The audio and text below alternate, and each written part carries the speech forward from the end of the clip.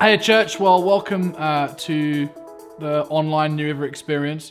We're going to be releasing these devotionals kind of often, kind of maybe every other day, something along those lines. The idea behind them, the heart behind it, is really that you would be able to, whilst you're in lockdown or in isolation or whatever it is, that you'd be able to get around a family table, sit with your housemates, with as couples, or maybe just on your own, just to carve out some specific time where you get to delve into the Word, where we get to do it as a church. Even though we're not gathering together, we're still feeding off the same stuff, and that we just get to feed into you and your home. So yeah, that's kind of the heart behind it. So we encourage you just to carve out a set time in your week or in your day to watch these videos, watch these devotionals, and follow along. But yeah, let's delve into today's devotional.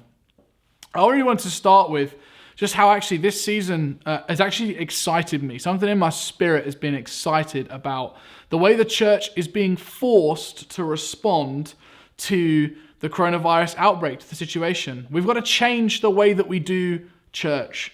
For years now, the church has been mainly built and has formed around the idea of gathering together on a Sunday. That can't happen. And you know what? That's okay. I believe that we're being forced into something where we've got to change the way that we do things. And that's exciting. That means new. That means we can pioneer new things. And I think off the back of this, I'm excited to see what the church looks like. And so the church hasn't always been like this. There's been seasons in the church's life where it's had to be scattered.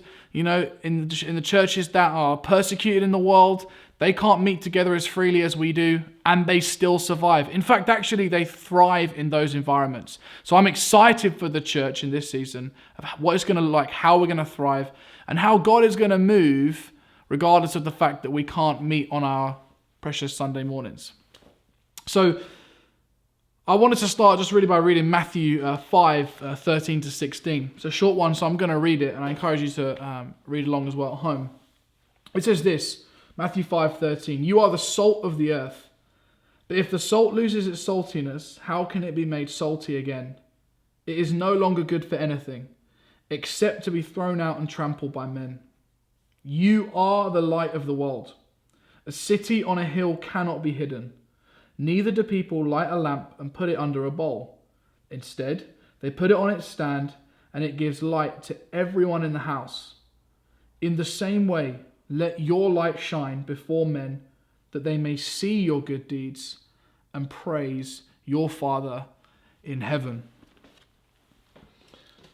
I think one of the main reasons I'm excited about this new season for the church and what it looks like is it feels like we're going from private to public. It feels a bit like we've been cooped up in the salt shaker as the salt of the earth. And God's like, no, I'm kicking you out of the salt shaker. Go back into the world. It's a new season. It's a new day. It feels like the church has been kind of advertising to itself.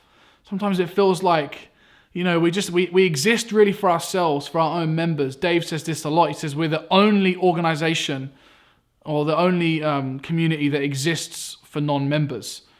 And for a long time, the church hasn't operated like that in the West. We build in programs and structures to make sure that we as a community thrive and do really well, but actually we're not very outward focused, outward looking.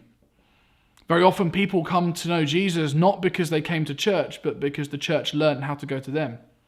This is a season where we have to learn as a church, how do we go to people? I think of the woman at the well. In a way, she was in isolation, some sort of isolation anyway. She says that she was drawing water in the heat of the day. She was away from people. She didn't want to be around people. Why? Well, because of the shame that was on her life.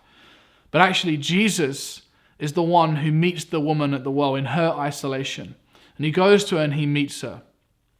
In the same way, I think we've got to learn how we as the church go to those who are lost, those who are bound up, those who are broken.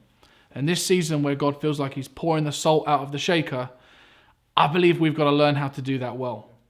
I believe the stage has been set for the church to be more visible than ever. No longer can the church meet behind closed doors, but rather we've got to meet online, where the world is. They did it in the early church in Acts. They met in Solomon's colonnade. Buildings weren't big enough. They weren't allowed to go and meet in the synagogue. So where did they meet? In public, in view of the public eye. And the same way the church now is having to meet all over the world online, where people are. And so I want to challenge you guys as a church. I want to challenge us as believers. How do we appear to the world in public? What does that look like? How do you maybe invite a friend or send these links to your friend as we do these devotionals? How do you invite them into our live services to watch along as they're in isolation too? Don't shy away in your faith. Be public. Remember this. God is pouring out the salt out of his shaker, and it's time that the church learn how to exist for others. So I want to encourage you just to really pray this. I'll pray in a second, but I just want you to think, just take a moment, pause the video if you want, just to discuss how you as a family, how you as a couple, as an individual, what that looks like for you.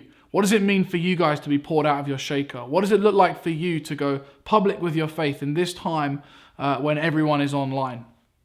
But I'm going to pray and we'll close it there. Lord, I want to thank you for the church. I want to thank you for your beautiful bride.